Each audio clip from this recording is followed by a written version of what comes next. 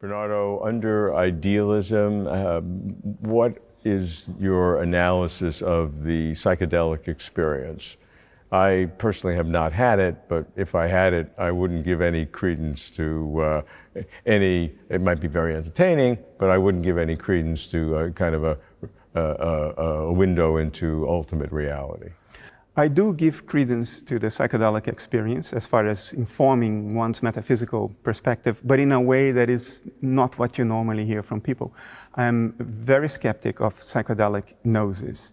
People coming back from a psychedelic trip saying, I've met aliens from the Pleiades or felt the heart vibrations from the galactic center. I think all this stuff is symbolic. It's mind manifesting itself symbolically. What I do take away from it is this. I did have psychedelic experiences, and I had a very strong sense of the reality I was experiencing.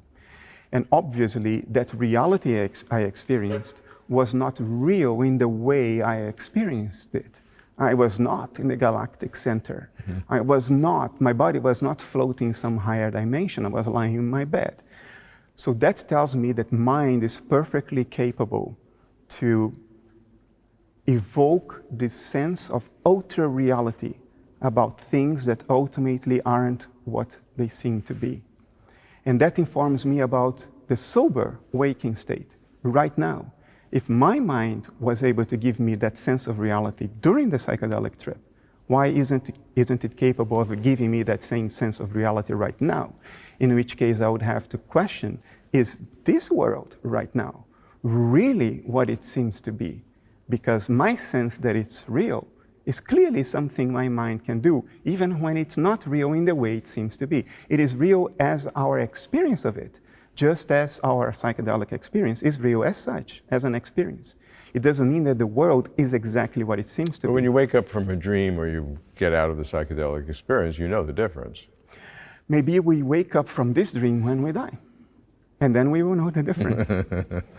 Well, it's just this classic Chinese thing about it, the butterfly dreaming it's a person being a butterfly. But what psychedelics give you very palpably is the experience of ultra reality, which obviously starts making you question your experience of ordinary reality. But in my own view, analytic idealism, the reality we experience is a kind of a dashboard representation of something other. Anyway, but there's no difference between a psychedelic experience and drinking wine to get sleepy or get high. If I drink alcohol, I don't get high, I just get sleepy. Well, the thing about the psychedelic experience is that it reduces brain activity. This has been shown for every psychedelic studied so far, multiple groups, multiple brain imaging instruments. And under analytic idealism, ordinary consciousness is a dissociative state that separates us from the reality out there and requires the intermediation of the screen of perception.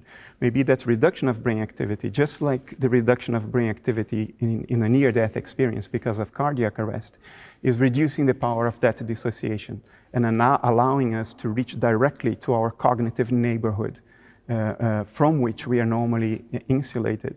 So from that perspective, that psychedelics reduce brain activity, particularly in the ego-related default mode network, suggests that we are reaching out to a cognitive neighborhood. So that, I think, makes it more interesting metaphysically than your glass of wine.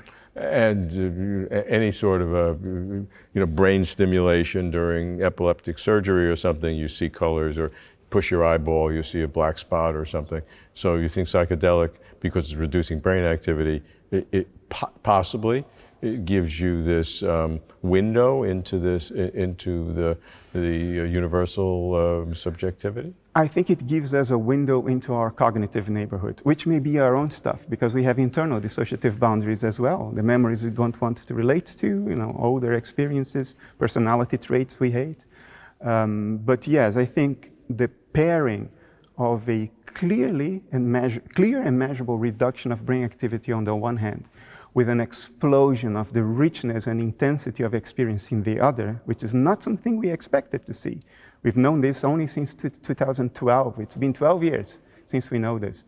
I think this anti-correlation, less brain activity, more experience, I think that makes psychedelics significant, both in terms of the neuroscience of consciousness and philosophy of mind. more significant than just poking around your neocortex with an electric probe or a magnetic field in transcranial magnetic stimulation, more interesting than all that because of this anti-correlation between the two.